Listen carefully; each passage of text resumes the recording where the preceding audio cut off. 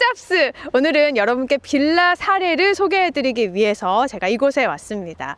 요즘에 이렇게 소액으로 투자할 수 있는 물건을 여러분께 많이 보여드리려고 해요. 그 이유가 아직까지도 경매는 좀 어렵다, 혹은 부동산 투자는 시드머니를 좀 많이 마련한 후에 해야 된다라고 생각하시는 분들이 계시더라고요.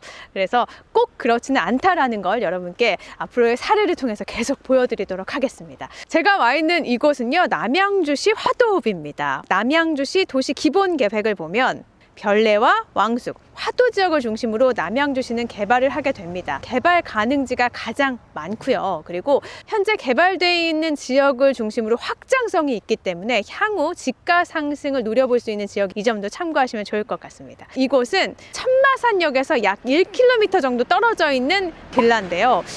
지금 보시면 아시겠지만 이렇게 빌라들이 좀 많이 모여 있는 곳이에요. 그 중에서 바로 이곳입니다. 4층짜리 다세대 빌라의 1층 101호가 나온 건데요. 경기도 남양주시 화도 묵현리에 있는 건물이고, 대지권은 13.35평, 건물 면적은 17.92평입니다. 건물 면적이라는 건 실제 사용하는 전용 면적인 것 여러분 잘 알고 계시죠? 그리고 감정가는 1억 5천, 최저가는 2번 유찰이 돼서 7,350만 원까지 떨어졌습니다. 구조를 보면은요, 방 3개에 욕실 2개예요. 그래서 한 가정이 살기에 딱 맞는 크기의 그런 빌라라고 할 수 있습니다. 그럼 여기서 권리 분석도 한번 보고 넘어가야겠죠.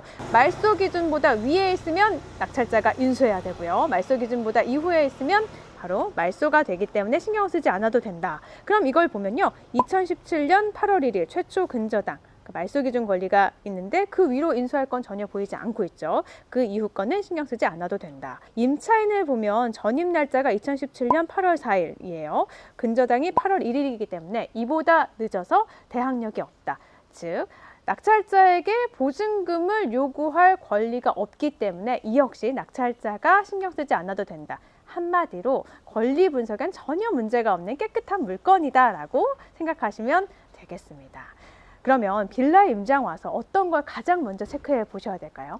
이전 영상에서도 말씀드렸다시피 혹시 보수해야 될, 수리해야 될 하자가 많이 있나? 이 부분을 반드시 체크하셔야 되는데요. 임장을 왔을 때 임차인을 만나기가 어려워서 내부를 확인하지 못하는 경우가 참 많습니다. 그럴 경우에는 같은 건물에 사는 이웃 주민분들을 한번 만나서 음료수 하나 드리면서 이 건물에 뭐 큰 공사가 있었는지, 혹은 물이 새는지 이런 것들 좀 물어보신다면 입찰하는데 조금 도움을 받으실 수도 있겠죠. 그러면 이 건물이 어떤지, 지금 겉으로 봤을 때는 2012년에 지어졌는데 아주 깔끔하고 수리할 것도 없어 보입니다. 지금 다 에어컨도 다 이렇게 있고요. 샤시도 다 새로 된 걸 봐서 임차인분들이 잘 맞춰져 있구나, 혹은 소유자분들이 다 사용을 하고 있구나 보여집니다. 우체통을 봐도요, 우편물이 쌓여 있지 않아요. 지금 사람이 다 살고 계시는구나 확인하실 수 있습니다. 건물이 2012년에 지어졌는데 소감이 타일도 반짝반짝하고 청소도 잘 돼 있고 깨끗해요. 문에 아직 비닐도 안 뜯어 있고 있네요. 이렇게 느낌이 광이 나는 것 같죠? 이 빌라 느낌은 광빌라입니다. 천마산이 바로 앞에 한눈에 보이네요. 천마산 바로 앞에 있는 이 빌라, 얼마에 입찰을 했을까요? 바로 9,570만 원에 입찰을 해서 낙찰을 받게 됩니다.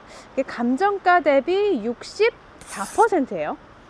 이렇게 낙찰을 받고 대출을 알아봤는데요, 대출이 85%가 나왔어요. 그래서 9,500만 원의 대출 85%, 본인 돈은 1,500만 원이 채 들어가지 않았습니다. 그래서 잔금을 다 치르고 나서 임차인을 내보내는데 약간의 이사비를 주고 명도까지 다 끝내고요, 도배와 장판 한 100만 원 정도 들여서 싹 고치고 나서 바로 임차인이 맞춰졌는데요. 보증금 1,000만 원에 월세 50만 원인 거죠.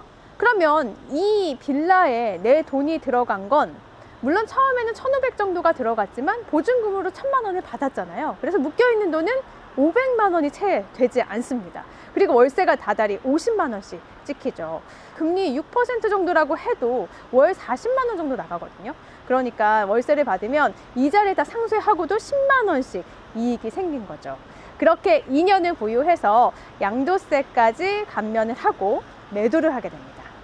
얼마에 팔았냐면요, 1억 4천만 원에 판매를 하게 됩니다.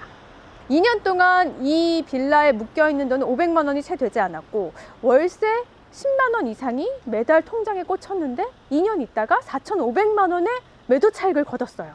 시드머니가 많지 않으니까 아직 투자할 때는 아니야 라고 생각하시나요? 여러분, 긍정적인 생각이 저는 긍정적인 결과를 가져온다고 생각합니다. 이 물건을 낙찰받은 분도요, 경매를 시작하신 지 그리 오래되지 않았다고 합니다. 그래서 낙찰받은 첫 번째 물건인데요. 지금은 이런 물건을 여러 개 해서 자본금을 많이 쌓으신 상태거든요. 여러분도 이순신 투잡스와 함께 많이 공부하셔서 부자 되시길 바랄게요. 이게 바로 경매의 매력인 것 같아요. 원래 시세보다 훨씬 저렴하게 사서 어느 정도 보유하고 팔고 매도 차익을 얻고, 이런데 왜 경매 안 하시죠? 물론 빌라 투자가 답은 아니지만 소액으로 투자할 수 있는 것 중에 빌라도 있다라는 걸 말씀드리고 싶었습니다.